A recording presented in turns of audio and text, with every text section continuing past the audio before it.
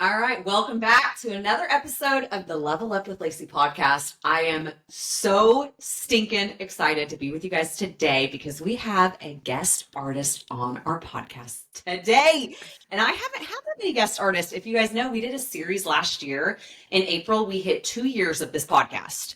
And I've had maybe 7 or 8 guests on the podcast. And this guest today is our first repeat guest we've ever had. So I want to introduce you guys today. One of my best friends is actually sitting in this room with me right now. Jess from Whitefox Styling from Amarillo, Texas. Jess, say hi to our followers. Oh my gosh, hello. I actually feel really honored to be a repeat guest. Like, that's First pretty one. cool. I feel very special. First one. Yeah. Like on the Level Up podcast. That's amazing. So yeah, I'm excited. We've got a lot to talk to you guys about today, and something that Jess is like really, I'll just say freaking good at of what we're going to talk about, and something that has really transformed her life. And so like picking this topic, Jess was like, she was coming down, celebrate her birthday. And so she's staying this weekend with us. And she's like, let's record a podcast. And I'm like, okay, let's do it. And so then I'm like, well, what do you want to talk about? And I'm like, okay, this is like the perfect topic. So anyways, but before we dive in, let's just do a quick little introduction. For those of you that do not know Jess, I'm going to let her take a minute and just tell you guys a little bit about her. So, Okay. So I have been a cosmetologist doing the hairs, for, I think it's almost 15 years, which is, when I say that out loud, I do feel like a little bit like old, but you know what? It's given me like a lot of expertise and knowledge and mistakes and, kind of learning through all the things that you do as a salon owner. I've been a salon owner for 5 years. We just turned 5 in February. I run a commission-based salon. I have a team right now of 7, and my girls are top-notch. And I do feel like there's a lot of things that we do inside the salon that make them, kind of the best versions of who they are. And the reason I have such an amazing team is because of the daily habits and rituals that I've put in place. So they're fire themselves, but I also have to lead by example. And so the way that I figured out how to lead by example was actually putting in habits and routines to become a really dope person. I definitely have some work to do to be like amazing. But from what I used to be and who I used to, just who I used to be as a person, I feel like I've leveled up my life. And because of that, I now have this amazing, thriving salon. Like I said, we just turned 5 in February. And to have a salon and be open for 5 years is, anybody listen to this, they know that is no joke. And so I don't take that lightly. I think that that's worth being celebrated. And I think it comes from what I've done really a lot the past year with the habits and things I've done and put in place for myself. So I would say 5 years. And you've done a lot in the last year, like health wise and like your daily habits and all the things. But you've seeked like personal growth the last 5 years. I've known you. For sure. So I started your 5 years salon. ago, yeah. It's like crazy because how has it already been 5 years? I know. Like I knew you before you opened Whitefox, and I'm like, that 5 years went by fast. It did go by fast. Really fast. Like seemed like the days went slow, but then you look back and you're like, wow, I can't believe it's been 5 years. Sometimes it feels like 20 and sometimes it feels like one day. Yeah. It's crazy. Yeah. So anyways, today we're going to be talking about the power of daily rituals. And like Jess said, this is something that has like transformed her life. And she really, like she said in the last year, dove into daily rituals, routines is what she calls it. And I want her to talk about like Whitefox and what they do inside the salon, because like on Fridays, you guys do something really special. Or is that every day? It's every Friday. It's every Friday. Okay. Can we just start talking about that? Let's get because it's like you call them weekly rituals, right? It's Friday morning rituals. Friday morning rituals. What is that? It is a time where we dedicate. It's like about 45 minutes. We start our day a little later. We typically start our day at like 8 a.m., 8:30 for some of the girls, but we start from at 8:20 to 9:15. We have it blocked off every single week where all my team shows up and we do self-development. We do personal development and become the best versions of who we can be. It's really cool to be able to highlight hair, to be able to have really great guest customer service, do extensions, all the hair things, right? Mm-hmm. But if you don't have some sort of process or system or something in place for your team to become really awesome versions of themselves, I feel like the highlights just don't matter, So every Friday we they're locked in. They dive in, they come, they show up, they take notes. We watch videos, or we do, goals. We talk about their own routines. We really just dive in every single week, and I think it's a game changer. How do you come up with stuff to lead and talk about every single Friday? So As a leader, like you're the one leading the ship. So Right. how do you come up with like 52 of those in a year? Like that's a lot. Like where do you get the inspiration? I actually really love, I would say 90% of the stuff we do comes from Growth Day. Really? Yes, it's from Brendan Burchard. If you guys know me, follow me, anything about me, I love Brendan. I'm in his ultra group, but really it's just like life coaching. It's just about how to be the best, summon the energy that you need to become the best version of you. And that's what struck me 5 years ago when I was like, golly, I do want to become the best version of me. If you're the best version of you, could you imagine what you could accomplish? Yeah. So I thought, okay, cool. So I get a lot of inspiration, even just like videos from Growth Day. Really? Then we take that and then I create, not assignments, but just like things to like base it off of that, And you spin know, it into and spin it into salon stuff. industry. Yes. Yes. Oh my gosh, I didn't know that. That's so cool. Yeah. Yeah, he's amazing. So you guys will link him below in the show notes. I'm not an ultra, so like Jess is like a whole 8 levels ahead of me or something like that.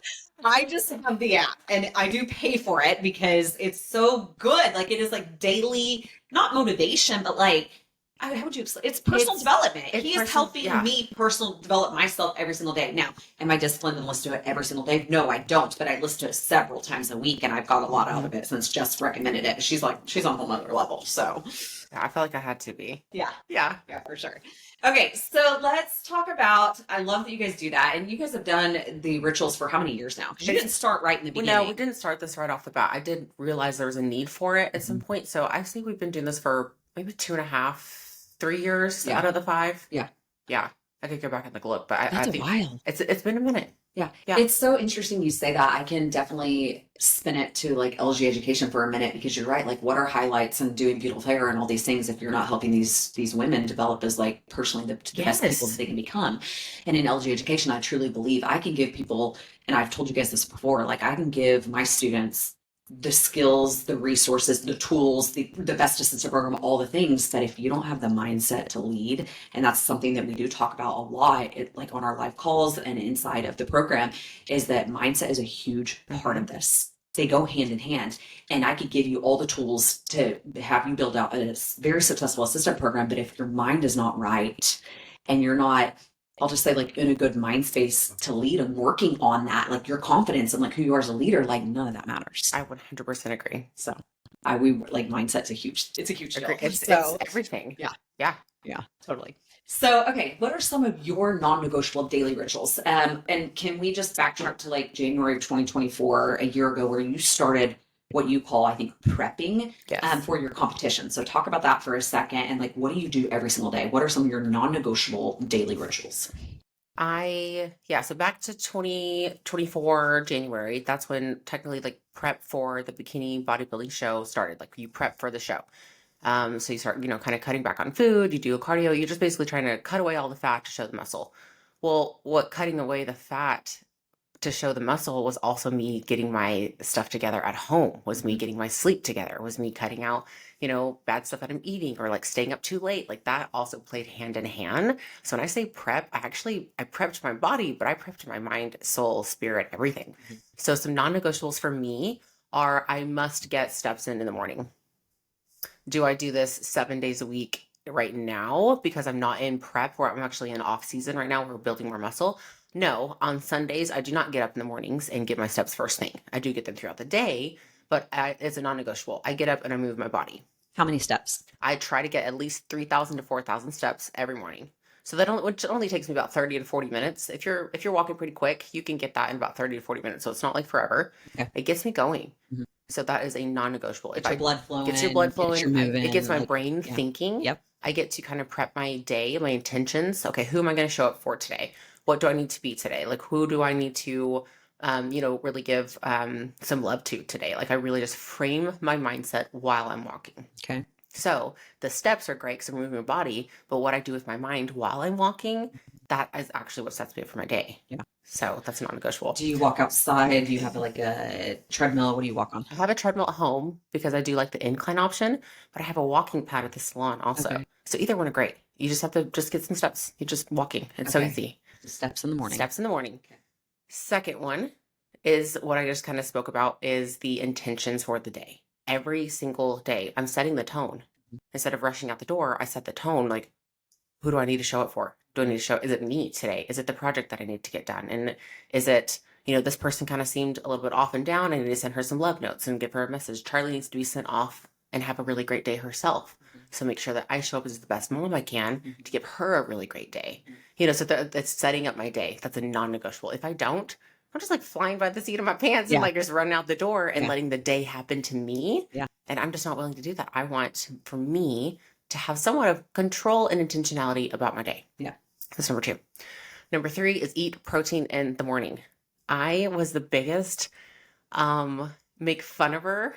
If I make fun of her, make fun of a person, whatever you want to say, about people who would eat breakfast in the morning and really preach about protein.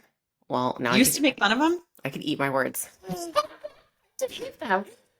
Because when you eat protein in the morning, it just sets you up for success to eat more protein throughout your whole day. Mm-hmm. So it's not necessarily, somebody could dive into like the science behind eating protein first thing, the pros and cons or whatever. But what it does is like you already just started your day off with protein. So then it sets you up for eating more protein throughout your day. And we need that as humans to maintain muscle, have cognitive function. So eat breakfast. Are you hungry in the mornings, or what do you do when you're not hungry? You make yourself eat. You make yourself eat. Okay. Sometimes I'm a little more hungry. They're like, I don't want to eat. And I get that. You don't have to eat the first thing when you wake up. Mm-hmm. But you do need to have something because it gets your metabolism going. It gets your mind going. Mm-hmm. And then you that way you don't like, oh my gosh, it's 1 o'clock and I haven't eaten yet. If we don't nourish our bodies. So guilty. If we don't nourish our bodies, our brains and bodies, they just don't have the energy we need. And being high level people, we need energy to function. So if we're not fueling our body, how are we supposed to have the energy we need to function? You know what I mean? We're just kind of like crashing and just like going. And they're, oh God, I'm hungry and eat something. So I think that those 3 right there are very non-negotiable. How much protein? It varies for everybody. I'm not going to say that somebody needs a certain amount of grams per protein because every single body is different. Mm-hmm. Aaron, my guy, he eats 80 grams of protein in the morning because he does his workout. Then he eats a lot of protein. And then, for his stuff, he has like this very strict routine of like when he eats, how he eats. For me, it's probably more around maybe 40 grams, maybe 30 to 40. So it's not like a ton. I'm not eating like 3 chicken breasts in the morning, but it's something to get my body going. Okay. And that way I'm not just surviving on just carbs or fats. It's, it's protein.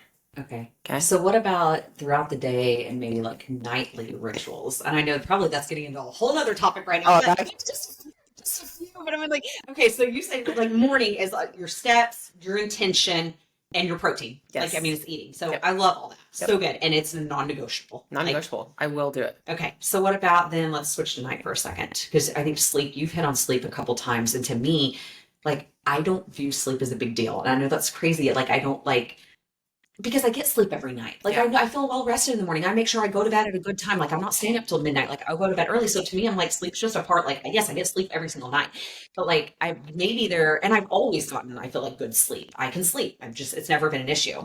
Yeah. Like Sam at the salon makes fun of me because she's like, doesn't understand how my head can hit the pillow and I'm asleep within 60 seconds. Yeah, I'm envious of that. It's bad. It's probably not a good thing. It actually says if you fall asleep too fast, it means you're so exhausted. Like it's like you're overexhausting yourself is what I've heard.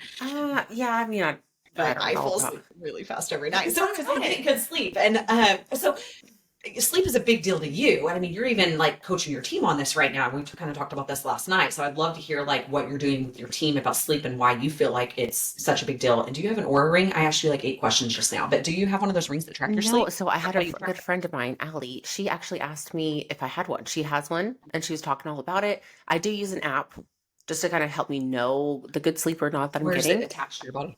So it's attached to my watch. Oh, it's your watch. So it connects to, it's called Rise Sleep. And I like it because it gives me some articles where I can like learn and read a little bit as I'm doing it. Not just like, oh, you need 10 hours and you didn't get it, you suck. Rise Sleep.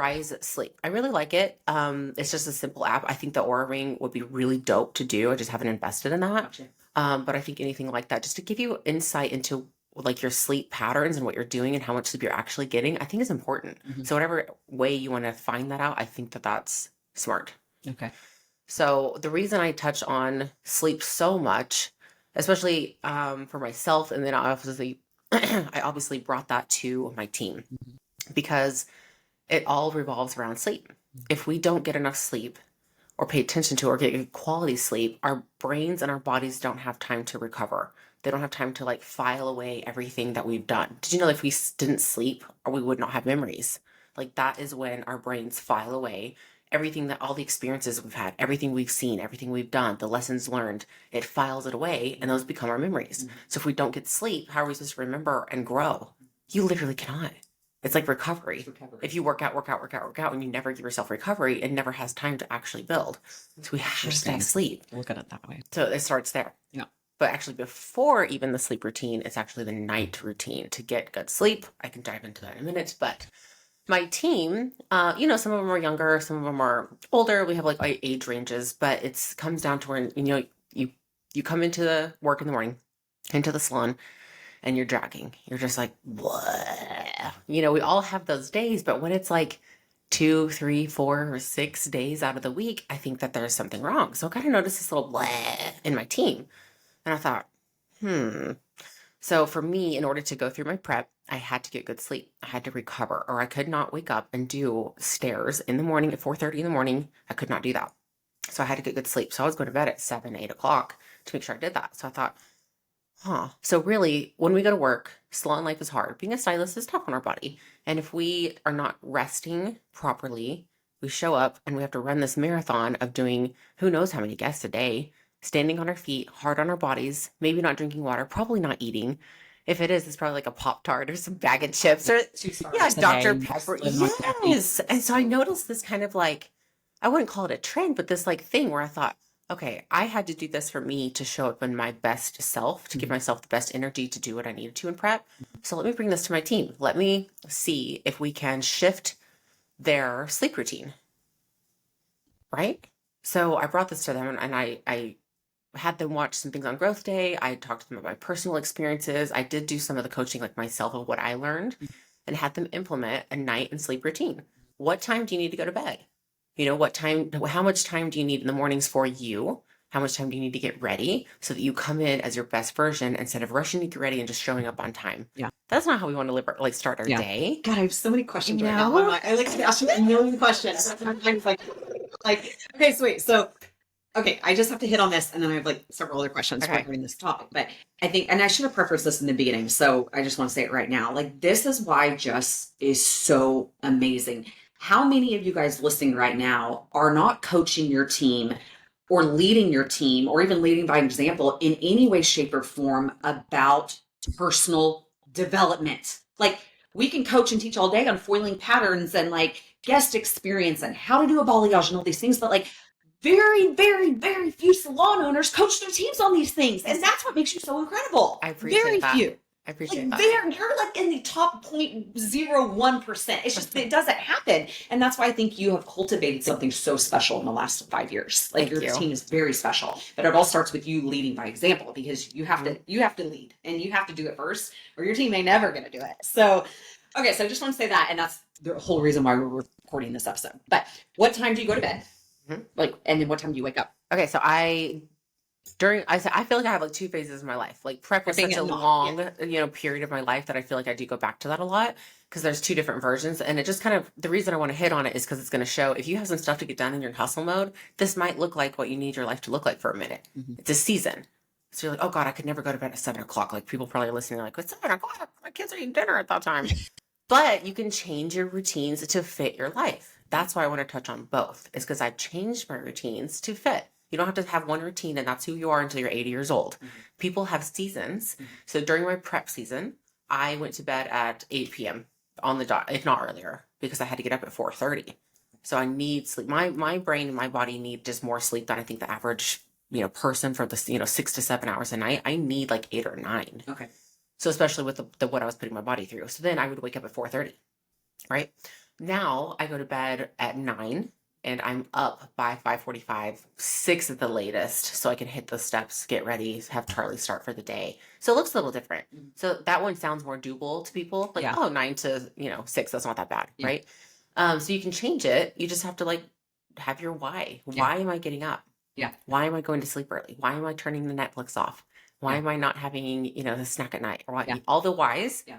Then you do it. You go to bed. So good. You go to bed. I just want people to hear the details. Like, give me the details. Like, what time? Okay. So then let's go back to like nightly rituals for a second, because yes, you're saying you're getting like 8 or 9 hours of sleep. Like, your body requires more than maybe the average person. Like, I think everyone's and I think I don't require a lot of sleep. Aaron doesn't either. I feel like I could be fine. I do and I don't. It depends, because I know if I'm like emotional the next day or crying, I'm like, I didn't get enough sleep. Like, I'm so emotional. But I think overall I don't require a ton of sleep.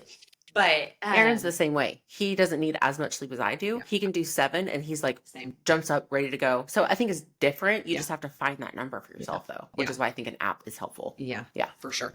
So what are some of your like nightly routines or rituals? Like, I guess is like winding down. So not the sleep, but like what leads up to that.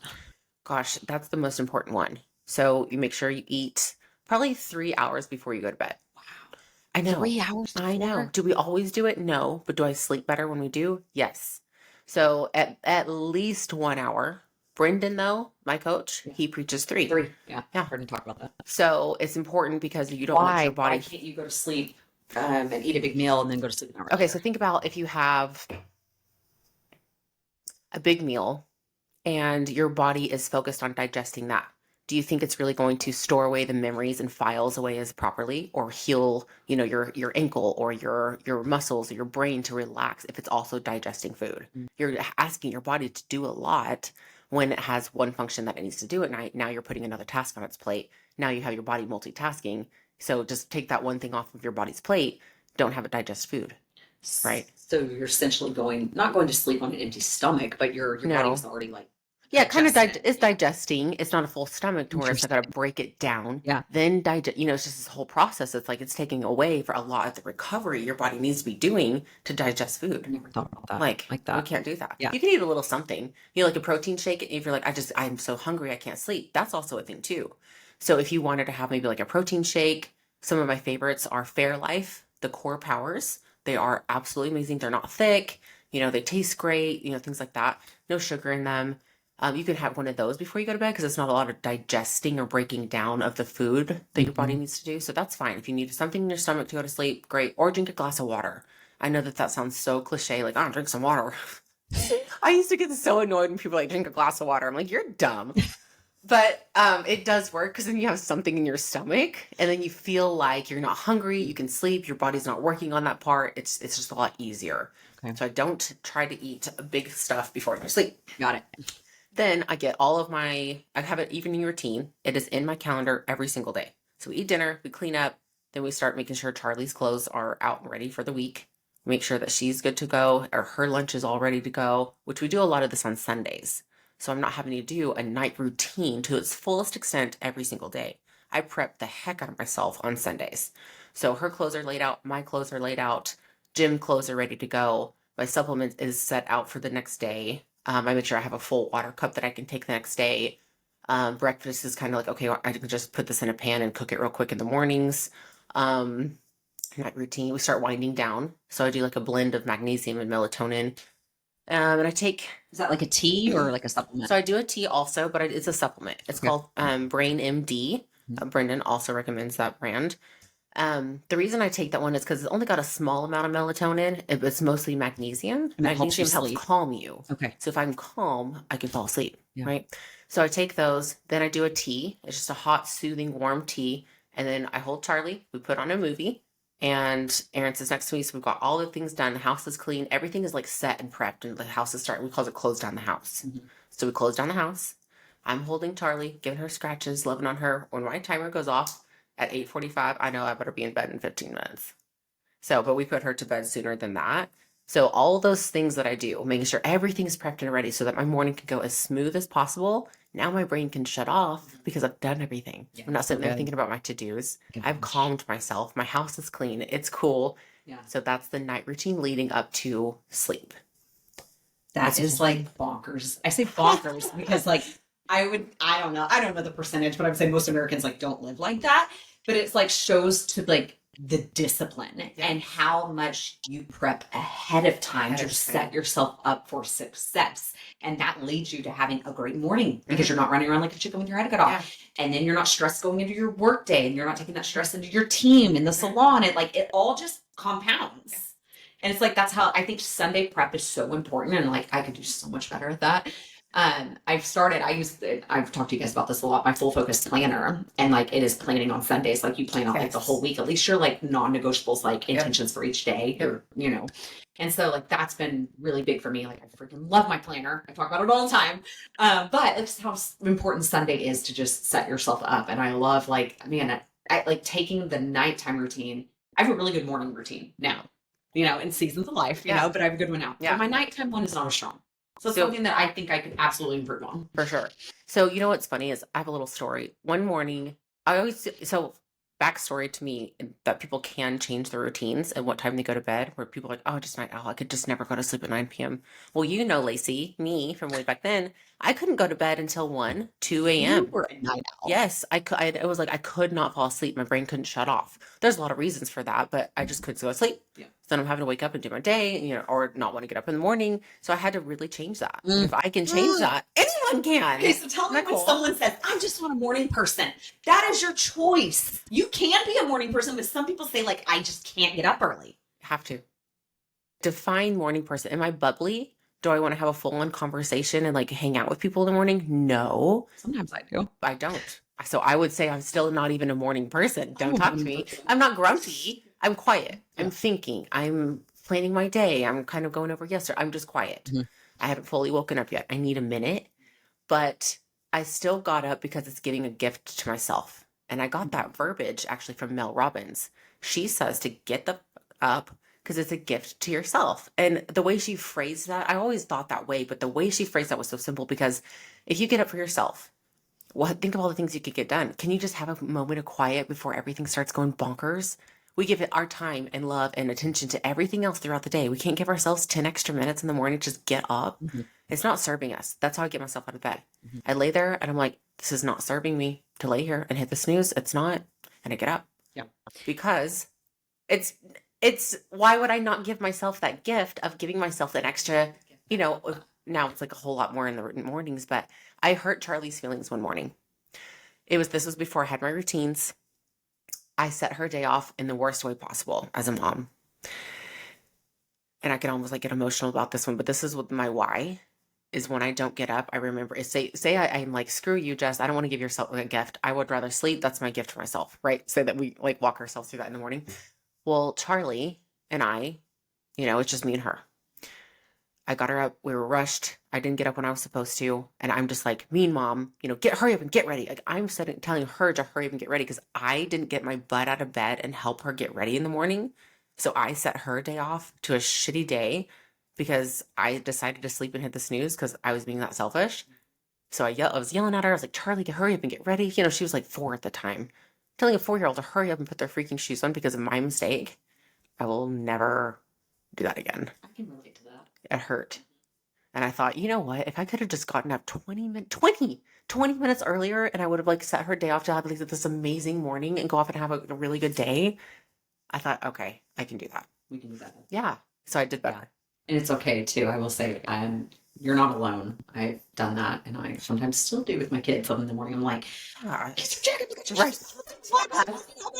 Like, I mean, it's just chaos. Yes. But I'm like, that also comes back on like the nighttime routine. I think I can do so much better at like laying the clothes out. And like we've done so much better this year. Like, but it's not every single night. Sometimes I miss, and then that's when it comes to the next morning is even more chaotic. So, I love that. And what you said about the gift to yourself, like.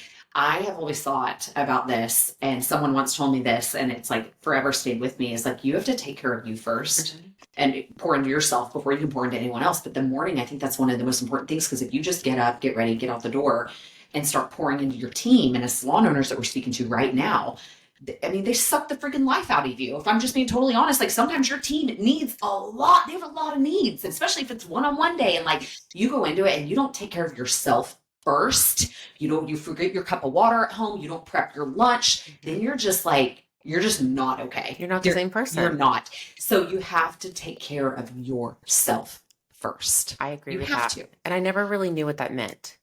I'm the first person, even now, I have to be really intentional about giving myself self-love, a self-day, even if it's just half a day, before I go do my other stuff. I can't do a full day because then I just feel like I'm just like rotting, for the whole day. But I'm the first person that will put myself on the back burner. But you know what happens? Yeah. I'm a shitbag and I'm not like the leader and the person that they need. Same. You know what I mean? So like, okay, so I actually do it for them. I take care of myself for them. Yeah, you do. Like, You do. Yes. And it's so important. And I realized that I didn't really even know that until maybe a year ago. I did not pour into myself. I would just go, thinking that that's the way to do it. And then I would show up kind of like 70%, 80%, 20%. But if I would have like poured into myself, I could have been there better for them. So then I make myself, I actually have to schedule it out. Yeah. And you're literally like everything's so scheduled out in your calendar. I've seen it, and mine is in my agenda and some of my rituals and stuff. But it's you mentioned this a minute ago. It's like as a high level person, I love that verbiage by the way. Is like to operate as a high functioning, high level person. Like how important it is to take care of yourself first so you can pour into your team. And I think that's the distinct difference between you and so many other people is like you do show up and you are very, very disciplined. And I think a lot of people have noticed, at least from the outside looking in, the changes. Your body's a big one. It's a huge change. Yeah. And so like, if I could just talk about that for a second, is like how much weight you've lost, but the discipline you would not have got to where you are today if you hadn't changed like your habits and rituals. I would not have. How much weight have you lost? So can I in ask that? total, gosh, when I had, and I'm gonna share this because I want women to know that it's not about the scale, but I want them to know it's possible. So for me, it's uncomfortable to share because I'm like almost like shame and embarrassment, but I can't think that way because it was what it was. So when I had Charlie, I was pregnant with her, mind you, and I'm 6 foot tall, I know, but I weighed 277 pounds with her. I remember stepping on the scale. I was like a week out from giving birth to her. So I was just like, you know what I mean? So then, had her got down, it was like 220. She came out, all the fluids. So 220 as a 6 foot person. That's like, I was carrying a lot of extra weight around my joints and like my heart. And so when I started with my coach, I had kind of like trickled down, doing a little better. When I started with my coach, I was 215. And so right now I weigh 165, which is like 15 pounds above my stage weight back in July. So I weigh 165. So I like doing the math. I know, like math. Is that 50 pounds? So overall though, from my heaviest point with Charlie, that's over 100 pounds. That's a lot. And I put on muscle. So I'm not just like, lean. I'm lean with muscle and I can move, and with my back injuries and stuff, like I have my life back. But I had to put in the routines and habits to get there. Did you think I want to show up and work out with my coach when I couldn't even do a squat? Hell no. Oh my God. We joke about it now. I'm like, hey, coach, remember that one time? You couldn't do a squat? No. Like an air squat? I could not do a body air squat, Lacey. Like, no way. No. I couldn't even squat all the way down because it hurt so bad. Like I was just so out of shape. And so now we joke. I'm like, hey, coach, remember that one time I couldn't do a squat? Because I'm like squatting a lot now. I can lift a lot of weight now. Yeah. But so if we have like really good leg day, I'm like, hey, remember that one time? He's like, bruh. I'm like, yeah.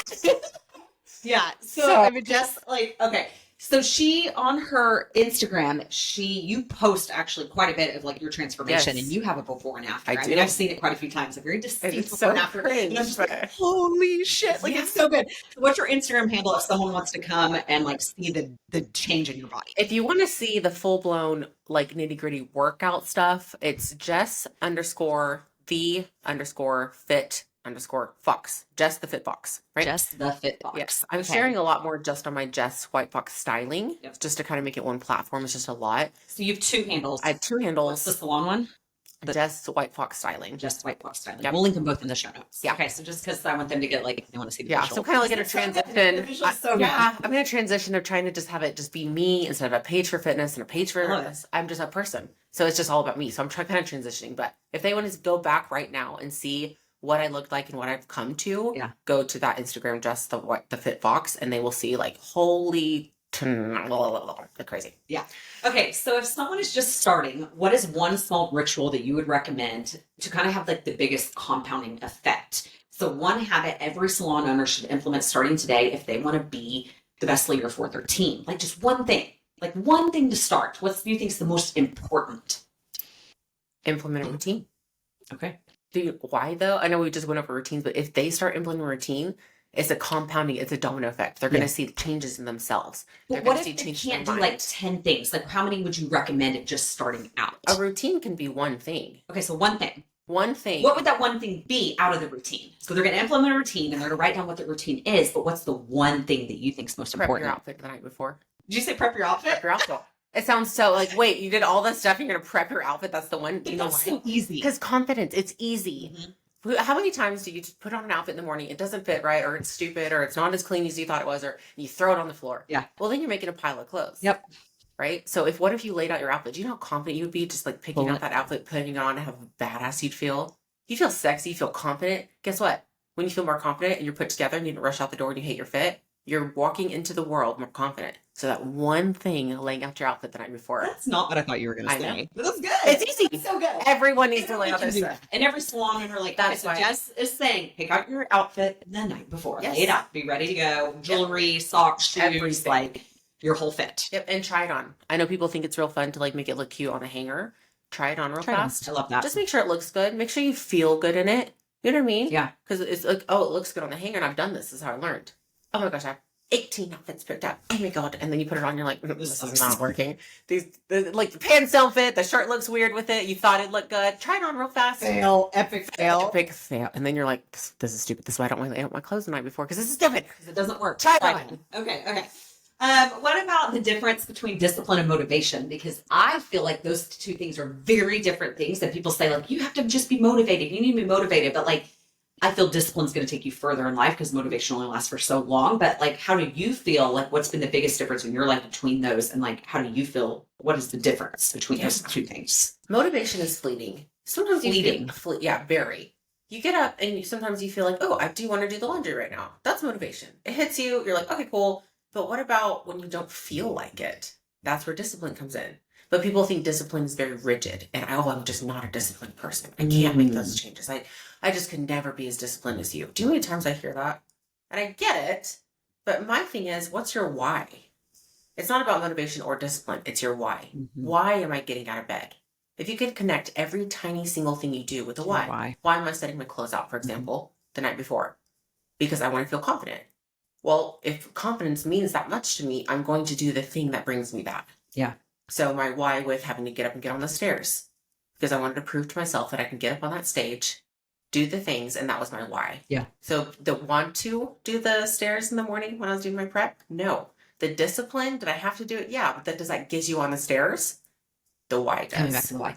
Okay, so that kind of leads into like, how do you handle days when motivation is low? And I say, you still got to show the fuck up. And like, you've got to show up to your team and walk in that salon and leave everything bad that's going on in your personal life with your spouse, kids, acting like shitlins, all the things. Yes. And you got to show up. Like, so you say coming back to your why helps you on the days when motivation is low. I am not a person that doesn't do what I say I'm going to do. Yeah. I'm not a person that puts, but I have to tell myself that. I'm not a person that throws my clothes on the floor. I hang them up. Mm-hmm. I'm not a person that doesn't show up when I say I'm going to. I show up.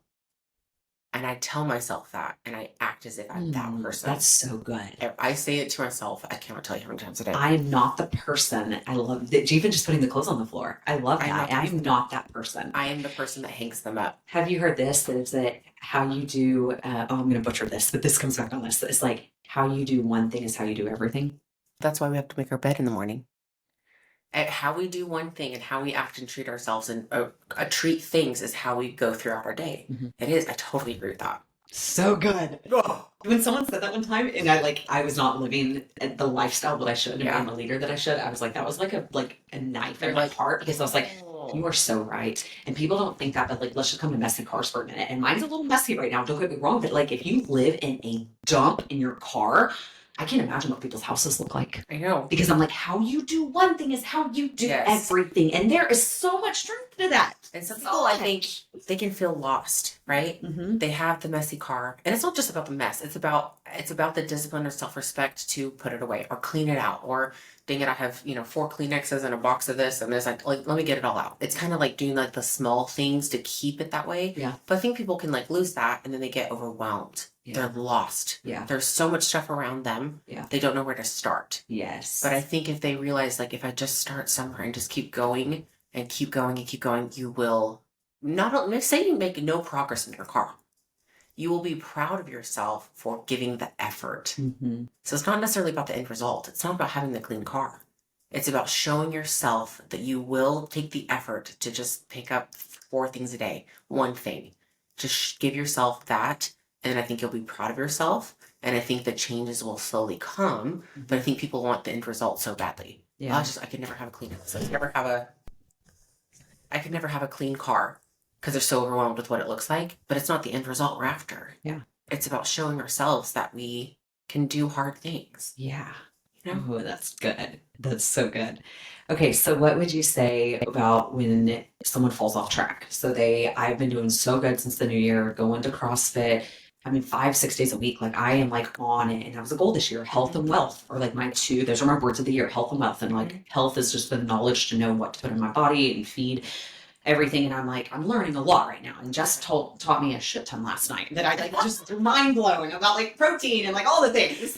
And just like sugar. We talked a lot about sugar last night. And so we had a whole conversation about like sugars, and she threw cranberry juice in the trash. But anyways, it went bye-bye because I put like a little shot in like my drink or whatever. And it's now we don't have cranberry juice in my house anymore. So anyways, where is it going with this? Oh, about falling off track. It's like the all or nothing mentality. And I think people that are like type A personalities, which I would say I am like an all or nothing. Like I'm going to go in, I'm going to do it all. Or I'm not going to do it at all. And so like I think that's such a bad habit, because what happens when you fall off track and like maybe you go out of town for the weekend, you're here, maybe you have a bad meal, like a cheat meal, and then you have another cheat meal the next day where you don't work out 3 days in a row. How do you get back on track? You got to honor what happened. Mm-hmm. It happened. So a lot of people like to beat themselves up. And I can start that negative talk of like, oh my gosh, how did you do that? Like, why did you do that? Just blah, blah, blah, but it's like, wait, let's put a pause on that. Honor what happened. Mm-hmm. Give yourself a little grace. You can maybe figure out like, okay, why did I do that? Why did I continue to have more cheat meals? Like, what is it? Like, and kind of figure that out. Or you can just be like, you know what? I did that. And you just get back on. Like, there doesn't have to be this big, huge thing like, oh, I fell off and I got to get back on. Like, just get back on real fast. You fall off the horse. Just start again. You start again. Yeah. And you just pick up right where you left off. Like, give yourself grace, honor what happened, the choices you made, learn from them, and use it as a learning tool instead of a fuck you, you suck tool. And giving up. And giving up. I'm not gonna There's no giving up, because you are not a person that gives up. Yeah. I am a person that falls off and I get back on. Yeah. Like a kid when they ride a bike. How resilient are they? They can bust their butt and they can fall down and like look at a baby when they're crawling. Mm-hmm. They're learning to like walk. They're learning to do all the things, and they stumble and fall, but they get back up, don't they? Mm-hmm. They get fuck up. If a baby can get back up and try to continue learning how to walk, we can get back on the horse as humans and realize like, oh my gosh, I did eat that extra burrito. Like definitely shouldn't have done that. Okay, cool. I'm not doing that today. Yeah. It's as simple as that. I think people make it to this too big of a thing where they're looking for perfection. I have to be perfect. Yeah. I fell off the horse. Oh my God, I'm not good enough to do this. Like, oh, I'm just not a disciplined person. I cheated again. I didn't do my workout today. Like, oh, I suck. I'm just this awful person. They're telling themselves that they're these bad people, that they're not worthy of trying again. That's bonkers to me. Mm-hmm. So be the baby, learn how to walk, and get back up when you fall down. You're going to boop, and then you pop right back up. Yep. Then we do. Yeah. I think that you and I both can relate to this in the sense of like progress over perfection. I say that a lot of times. It's like, I'm not a perfect person by any means. I'm not perfect in my schoolwork behind the chair. I'm not perfect in leadership. I'm not perfect at home. Like I am not perfect. I've been thinking about the things that we build out in LG education. And sometimes I do B work. Sometimes I do C work. It's not 100% great. But like what you're saying is done is better than perfect. Done is better than perfect. And I show up and I get back up again and again, and I might fail, but I'm going to get back up. And you are the exact same way. And I think that's what sets us apart as great leaders. We are great leaders to our team. And, discipline, yes, but I'm like, you're going to fail. And when you get off track and you have a bad day or whatever, but like we get back up the next day. Absolutely. And like you don't just, it's so hard because that all or nothing mentality, I have that a lot. And I have to constantly remind myself that done is better than perfect. Perfection does not exist, but just to keep going and just show back up the next day. Yeah. So you'll be so much more proud of yourself if you just like did it again. Just, learned. I literally look at everything in my life as a learning thing instead of a mistake. Yeah. Everything is just like, oh shoot, don't do that. Mm-hmm. Right? There are opportunities, learning opportunities over and over and over again. You're learning. Yeah. It's no big deal. So good. If you fall, everybody fucks up. Yeah. Do you know the mistakes I've made inside my business? And I have to go tell my team, like, okay, listen, thank you for loving me. Didn't work. Here, this didn't work. The outside world doesn't see that. I know. Especially social media portrayed as like, they don't always see the fuck ups. Right. Which I think is why I love this podcast too, is because you talk about such real and raw things and you share your experience about what it's really like. And I think we need more of that because it's not all rainbows and daisies and everything's amazing and everyone just loves each other all the time. It's freaking hard. And I think I love your podcast and you so much is because you do share that. You're willing to share the raw and the real, and people need to hear that more. I try. Sometimes it's hard. It is hard. It is hard, but that's why I think I respect you. Take the heat. But respect you. And some people take the heat and it triggers them or they don't like it, but that's a personal thing. You cannot control how people perceive things. You have to just speak your truth, and people that align with you. And the ones who don't, they don't. And I think that that's a hard concept for people these days because everyone wants to be liked. Mm-hmm. No one wants to rock the boat. And I'm not saying go out and be a shithead and like start arguments with everybody. But if you have your truth, I think we should speak it and talk about how hard it is sometimes. I've really opened up to my team about how hard stuff is sometimes. Like I'm really trying here, like, hey, this is where I need you guys to step up with me and just become just a human with them. Yeah. Instead of this unattainable, like perfect leader that I've got all my routines in place and everything's great. I tell them when I fuck up. Yeah. I tell them when I make mistakes. And I tell them when did not go the way I thought it was going to go. But here's what we're going to do. Yeah. I'm a solution mindset person. So when I make a mistake or something doesn't go super great, guess what? It didn't work, and now we're figuring something else that does. I don't know. Yeah. I have a really hard time doing that. I think you're much better at being more transparent than I am, especially to my team, because I sometimes don't want people to know when I fuck up. Oh, I know it's not because I'm embarrassed, and I also don't want people to look at me a certain way. Same. So I just dig it down deep, and then people do look at you like you're this robot, or like you don't have mistakes and stuff, or they don't understand the why or what happened because like I don't share that. Like I'm not super transparent. Like I think you're a lot better than I am. That I struggle with that a lot. What I realized is that people are gonna look at you how they want anyway. Mm. So us doing something different than what's authentic to us is only like a shell. It's only portraying what we feel like we want them to see. But what if with every effort we're doing, they actually see us not that way anyway? And so we were somebody that we weren't for no reason. So I'm just like, and I had to learn that too, because I'm the same way. I don't want people to see me as weak. I don't want people to not respect or trust me to continue leading them by the mistakes I make. I don't want them to be like, oh, she made that mistake. God, I'm not going to trust her anymore. There is that fear in the back of my mind for sure. But I feel like if I'm just human and they understand that what I'm trying my best, I'm trying to lead by example. And if they respect that, then they align with me. If they think I've done something so stupid that they just can't hang anymore, cool. That's fine. I get it. But for me to be any other way than myself or be vulnerable in hopes for them to view me as this strong, amazing person, I can't control that. But what I can do is control how I show up and how I share my journey. You know? That's so good. Okay. How would you say that your personal habits and transformation, let's just say really diving deep in the last year, has influenced your team? Oh gosh. 1,000,000,000%. It has influenced them in a positive way because they see me putting in the work. They see my schedule.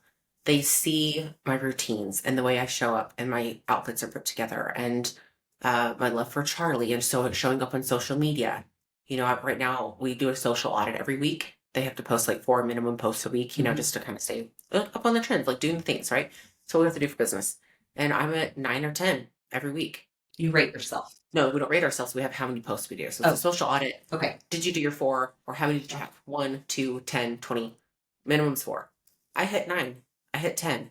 I post on my stories all the time. I am leading by example because I will never ask my team to do something I'm not already doing. So if I didn't put in routines, if I'm not getting good sleep, if I'm not doing these night routines, morning routines, showing up for them, doing what I say I'm going to do, I put everything in my phone so to make sure I go back and like do everything.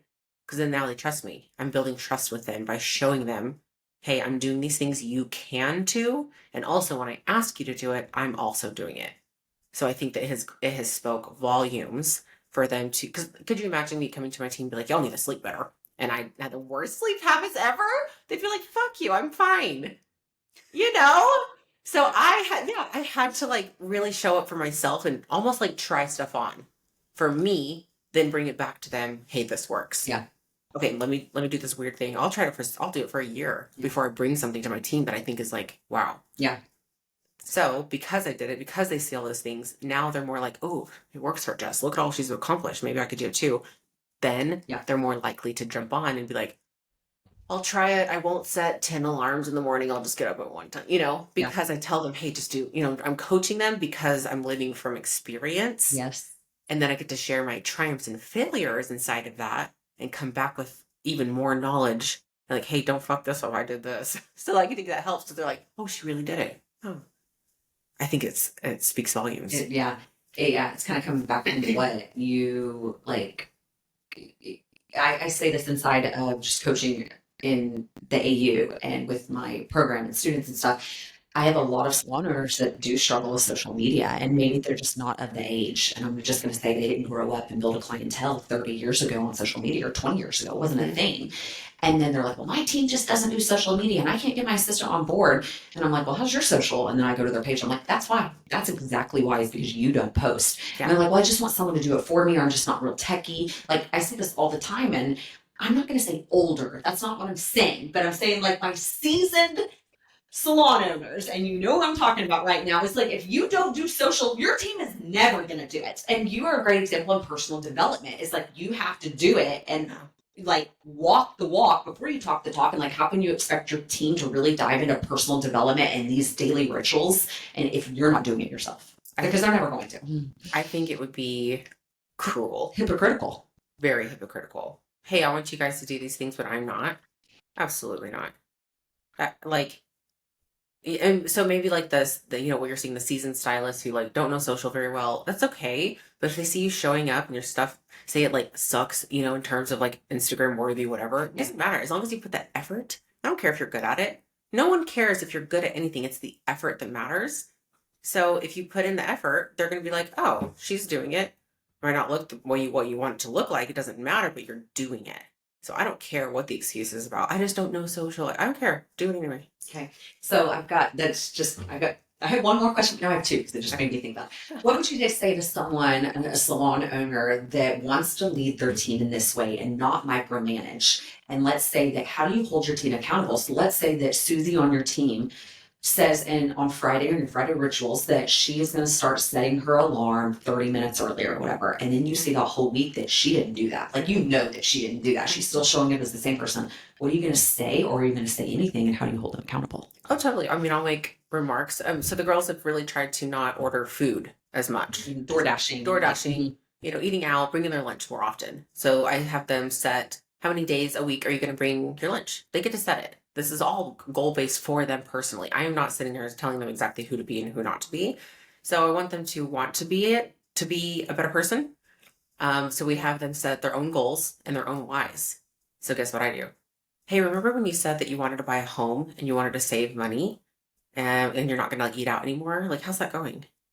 Like, do you feel like the $14 that you just spent on food, not another allowance? They have like certain days where they can like order food and stuff outside of their allowance. Do you feel this is getting you closer to your goal that you set? And their goals are mean a lot to them. Mm-hmm. So when you get it back and turn it back on their own why, their own goals, it's not just frowning upon them for not doing what I do. It's frowning on them for what they said that they wanted to do. I want to buy a home, but I want to go and shop and spend $1,000 on this, or I want to order a $14 meal. Mm-hmm. Well, if you guys took anything away from this podcast episode, it was what she just said right there. Like, and a lot of you guys come to me a lot about like, how do you speak to your team? How do you hold them accountable? They say they're going to do things and they fall off after 30 days and blah, blah, blah, all the things. Like, what she just said was gold. Coming back on it. First of all, you're not telling them what to do. They are choosing their own, we call them action plans. And this is when we do one-on-ones. And like, they tell me the 3 things that they want to work on, right? Okay, so coming back and you're just asking them, how's that going? How's it going? You said you wanted to do ABC. How's that going? And just ask them, instead of trying to micromanage and say, you didn't do this, you didn't do this, or better yet, not mentioning anything at all. Mm-hmm. We also celebrate wins. Okay. So celebrating the wins, that way whenever you do ask them, does this align with your goals? You're not just hitting them with things they're doing wrong all the time. You're hitting them with, oh my God, you woke up early today? Shut the front door. Like, and then we celebrate. Okay, so how do you celebrate? They just like a hell yeah. We go, oh girl, like when they get a little bit of recognition, everybody loves to hear it. Recognition. And Everybody loves to is hell, this in your Friday rituals or just in the morning? So my girls have gotten so excited about sharing their little wins. Yeah. They'll text them in the group. Okay. They'll put them in Slack. They'll say first thing when we show up in the morning, they're like, guess what? Like what? Like, I got up early today. I'm like, shut up. Did you? Yeah. Yeah. So it's become this thing where it's exciting to show that even the tiny little things that no one would think is worth celebrating. It's a big deal. We celebrate the tiny little things. Oh my God, you sold 4 products today. You did an add-on treatment. It's just it's the small things that seem like their expectations. They should already be doing that, right? Mm-hmm. Why aren't we celebrating these things? We do so much as humans, and we're on point. But then, like the one time that we order food, and my boss is gonna like say, like, "Oh God, does this align with my goals?" No, I get to because I just celebrated you 20 times before. Mm-hmm. Now I have a leg to stand on. I'm their cheerleader and coach. And I get to hold them accountable in all areas. Yeah. So I think you can't just hold someone accountable without celebrating their wins. Yeah. Then you're an asshole. Yeah. Yeah. And it's the tiny habits that lead to big results. Yes. So, oh my God, you had the right shoes on the right feet today? That sounds so stupid, but someone, maybe they get their shoes like on the wrong feet every day. Like, I should tell that to my kids. You should, but your kids need to be celebrated. Mm-hmm. Oh my gosh, you picked up your room. Yeah. You didn't throw your toy on just the tiny, and then they're going to be like, they feel so good with those little things. That's so good. And I feel like I do so good with my kids. Like I really do. I'm like, you look beautiful today. Yes. Like when they brush it or like they, put on their outfit. Like Hallie's really into like trying to dress herself right now. But I love transitioning that into your team. I feel like I could do so much better with celebrating my team wins. So I love that. And I hope you guys take that away and can celebrate your teams too. So last question as we are wrapping this up. Are there any tools, books, or practices that you recommend? Jess, I know you've spent a lot investing in your health and coaches and things like that. Like, give our people some like practical, I'll say tactical, and everything Jess has talked about, I'll link in the show notes. But like, what tools, books, coaches, things like that, like, would you recommend for someone wanting to make this change in their life? I would highly recommend starting out with Growth Day. Growth Day. It's an app you can download. You can do the daily fires. There's lots of different tiers that you can invest in inside of that to get like more coaching. But if you just start with the basic, just listen to the daily fires, you're going to start infusing and injecting some of that personal development, just mindset into yourself every morning. So I have my leadership. They have to screenshot it, send it into our Slack group that they've watched it or listened to it every single day. It's like every day? Every day. Wow. 10 to 20 minutes of a thing. Sometimes they're a little longer, like 23. You're like, how crap, had a hard time fitting that one in today. Yeah. So sometimes they're 10, 15, 20 minutes. They listen to it. They listen to it every single day because it does infuse us with, then we're all on the same page. Yeah. Oh, did you hear that when we talked about like, oh my God, yeah, we should so implement. You know what I mean? So I was not kind of got off track here, but that's good. So Growth Day. Growth Day. Growth Day. If you want to start anywhere, especially if you're like, I just can't. For personal development. For personal development. If you want to do, more like audio books, then I do love Brendon Burchard's books. He has like the, I'm going to butcher this one, but the 5 habits, the 5 high performance habits. That's a fave. And then also Mel Robbins. I really love her stuff because a lot of the things that I pull are from those 2 people. So Mel Robbins, Brendon Burchard. If you just listen to any of their stuff, you're going to start infusing yourself with this stuff. And it's fun. They're fun. They're real people. It's exciting to listen to. So I think if you just started there, that's going to start getting your brain kind of going and working. And then you're going to like, oh, he talked about this person, like Anthony Trucks. I want to listen to his stuff. Then you're going to listen to this person. So then I just think that those 2 people, for the average bear, who might not ever listen to audiobooks and they don't want to be drowned out by somebody with, sometimes it's hard to listen with people who just like talk like this the whole time and you're getting nothing from it. And you're like, oh my God, I'm going to die. So those 2 people are fun and they're real people. Yeah. And it doesn't really cost you a whole lot of anything. Actually, it's a pretty low investment. But as far as investing in your health, hire a coach. Okay. So do you pay for a gym membership and a coach or do you just pay for a coach? I pay for both. Okay. Why? People are like, I can't afford that. I can't do that. Okay, listen, first of all, you can afford what you perceive as being valuable. You can't afford to go get an $8 coffee, but you find a way to do it, right? So I feel like what people put their money towards is what matters to them. So whenever people say, I can't afford that, it triggers me. What you can do, though, is realize that what you invest in your health now, you will not have to pay later when you're older. So if you get a coach and a gym membership and you move your body, say you don't go to the gym, say you don't get a coach, say you get a treadmill, say you go outside, maybe you live somewhere where it's always 70 and sunny, I don't know, you go outside for walks, that's free. But if you do invest in your health now with what you're eating or not eating, You will not have to pay that money or time when you're older. Do it now. I would rather so good. I would rather be in the gym for an hour a day than be at the doctor's office for an hour a week, 2 hours, 3 hours, this doctor, this medication. I can't move. I would rather be able to do all these things now than be stuck and paying for it later, literally. Yeah.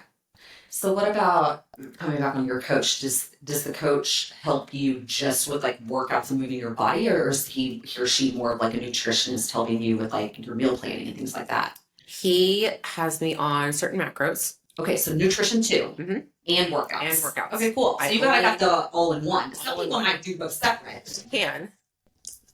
Sorry, guys. Yeah, I mean, you can say that you have nutrition dialed in, or you want to start. So you don't have to do, necessarily just the whole package, because to some people it can feel overwhelming. But if you just start tracking your food, just to like actually know what you're eating. How do you track it? You can get it at MyFitnessPal. My coach has his own app, so we just downloaded that one. So this is an app on your phone, and you log everything. Yeah, you just log everything. Okay. Yeah, so you start logging it. Okay. Then you'll start to learn, how to do it best. But some people are like, oh my God, that just takes so much time. Yeah, well, instead of sitting in a doctor's office and being sick, So log your food, just so you know what you're putting in your body. Some people have no freaking idea that they're eating, 200 grams of fat a day. That's a lot of fat. And that's where a lot of calories come from. They don't feel good. Sugar is I could go on for last night or 2 hours. Sugar is, oh my gosh, it'll just kill you. So people just don't know what they're eating. So if you just start being aware and intentional, logging it, oh my gosh, I didn't eat any protein today. Oh, I didn't eat anything today. You know what I mean? I think if they start going about it that way, that's helpful. Yeah. So that's an easy way to track what they're eating. If you want to get serious and you want some help, I had a lot of back injuries. I could not work out without hurting myself.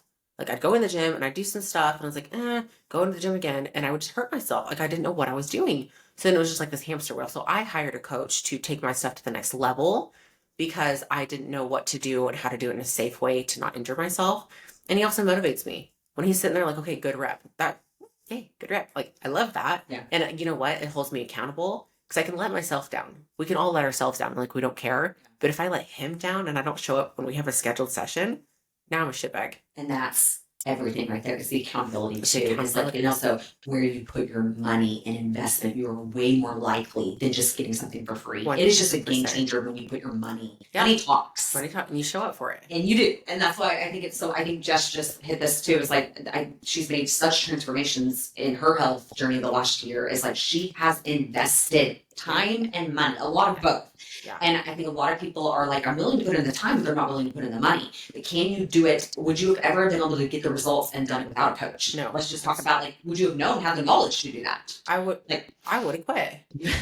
I would not have shown up. It's the accountability. So there's so many benefits. Oh, so many benefits. Not just for like to write you a workout plan. That's not what it is. Yeah. It's to be your coach, to hold your hand when you're having a rough day. Mm-hmm. It's to see the scale go up on one hand and him to be like, it's not about the scale. It's to have someone in your corner to walk you through that journey. Yeah. So when I say I pay my coach for this, like I pay him for a lot more than just giving me a workout plan. Oh, that's so good. How did you find your coach? So he is the owner of a gym in Amarillo, Texas. And he does coaching for like bodybuilding and bikini girls. He just, it's what he wants to do.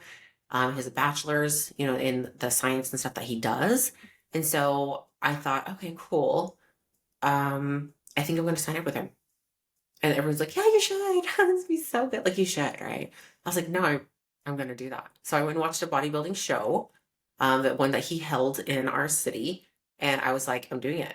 And the girls are like, yeah, it's going to be so fun. You should. And I was like, no, I'm dead serious. So literally 1 week later, I had a meeting with him and I was like, I want to do this. And that's the time that I could not even do a body squat. Wow. I was not even working out. So I started working out with him to be able to just have the accountability to show up. Because I knew that if I went to the gym, I fumble around, you're there for an hour and you're like, did I even do anything? Mm-hmm. I was intimidated by the workout equipment. I didn't know how to do certain things. I see this and I'm kind of like, do I turn this way? Do I put my arm up here?